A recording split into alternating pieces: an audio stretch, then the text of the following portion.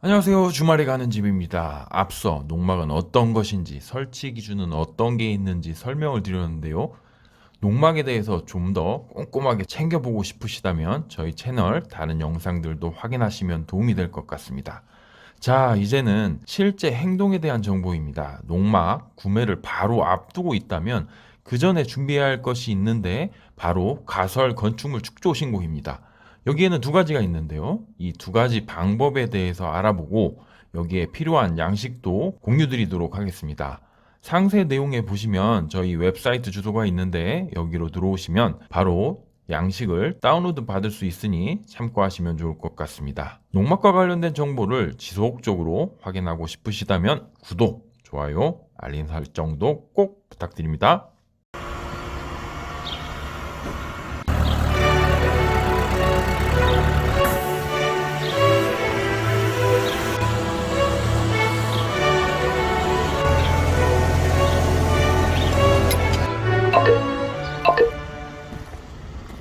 안녕하세요. 주말에 가는 집입니다. 오늘은 진짜로 여러분이 농막을 설치하겠다는 결정을 내리셨다면 그 다음에 알아야 할 가설 건축물 축조 신고 방법입니다.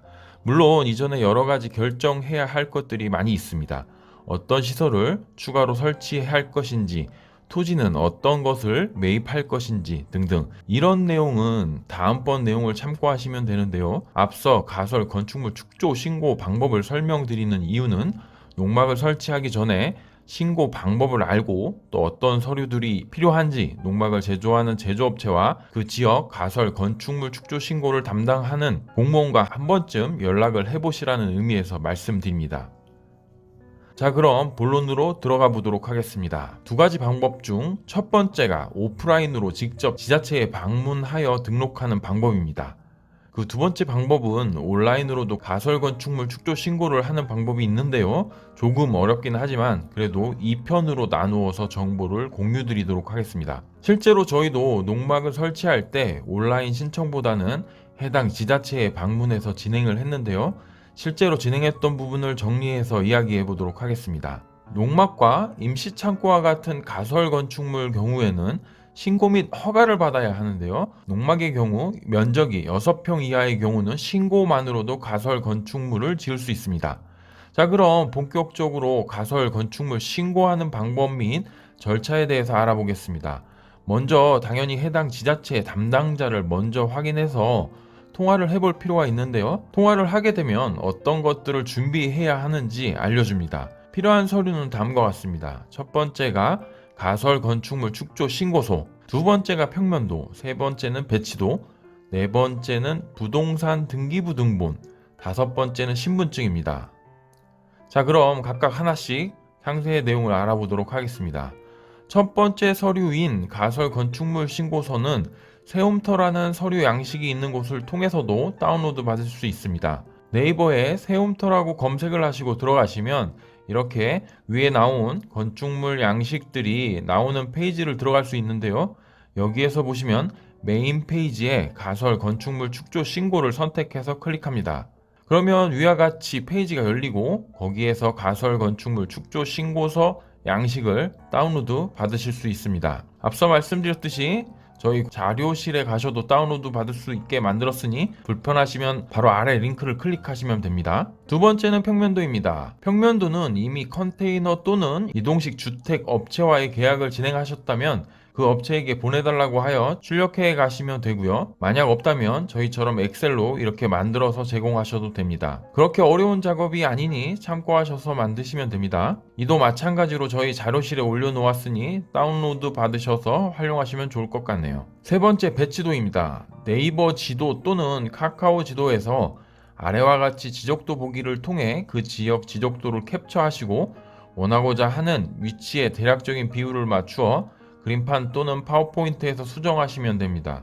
이 역시도 아주 중요한 부분은 아니니 걱정하지 마시고 지적도 사진을 캡처하시고 농막의 대략적인 위치를 표시하시면 됩니다. 저희는 가설 건축물 축조 신고를 위해서 지자체 담당자에게 직접 방문을 했는데요. 이때 이 담당 공무원과 함께 가설 건축물 축조 신고서를 작성했습니다. 지금 양식을 보여드리는데요. 뭐 그렇게 어려운 부분은 없습니다. 건축주는 신청자 인적사항을 작성했고 대지현황은 지적도에 나와 있는 대로 올려놓으시면 됩니다. 건축 면적은 3 곱하기 6m가 일반 컨테이너였기 때문에 18제곱미터로 연면적 합계도 동일하게 표기를 했습니다. 존치 기간은 3년을 더하시면 되고요. 동별 개요는 일동의 컨테이너 구조 용도는 임시창고, 농막으로 기재했습니다. 그러면 끝나죠. 이렇게 작성하면 끝납니다. 그렇게 아주 어려운 부분은 없고 직접 방문 시에는 담당 공무원이 자세하게 설명을 해주니 그리 큰 걱정을 안 하셔도 됩니다. 이렇게 되면 접수증을 아래와 같이 발급을 해줍니다. 지자체 세금 납부처로 가셔서 8,000원을 지불하면 모두 끝났습니다.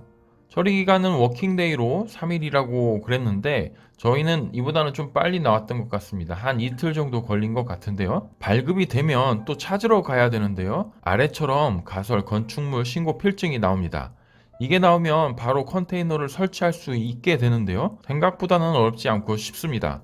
다만 담당자를 찾는데 여기저기 물어보는 경우가 생길 수 있으니 해당 지자체에 사전에 전화를 해서 담당자를 확인하시고 가시면 좋을 것 같습니다. 더불어 직접 찾아가는 경우 꼭 해당 담당자에게 여러분이 궁금했던 내용을 하나하나 물어보시면 더욱 좋은데요.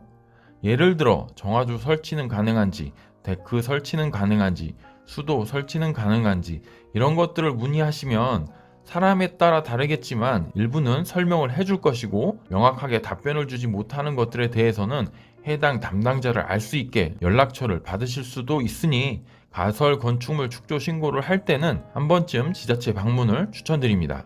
자, 이렇게 직접 방문해서 신고하는 방법을 알아보았는데요.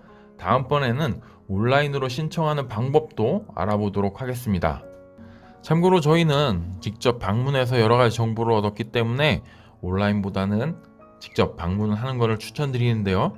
여러분들도 이것저것 준비하시면서 혹시 궁금한 사항 있으면 저희 웹사이트에 질문하기 란이 있으니까 글 남겨주시면 거기에 대해서 알아보고 답변 드릴 수 있으면 답변 드리도록 하겠습니다. 댓글도 많이 남겨주시면 거기에 대해서 또 하나하나 저희가 알 수 있는 것들에 대해서는 답변 드릴 예정이니 저희 채널 많은 관심 부탁드리겠습니다. 오늘은 이렇게 가설 건축물 축조 신고 방법 그 첫 번째에 대해서 알아보았는데요. 지속적으로 농막과 관련된 정보를 확인하고 싶으시다면 저희 채널 구독 부탁드리고 본 영상도 좋아요 꼭 눌러주시면 감사하겠습니다. 이상으로 주말에 가는 집이었습니다. 감사합니다.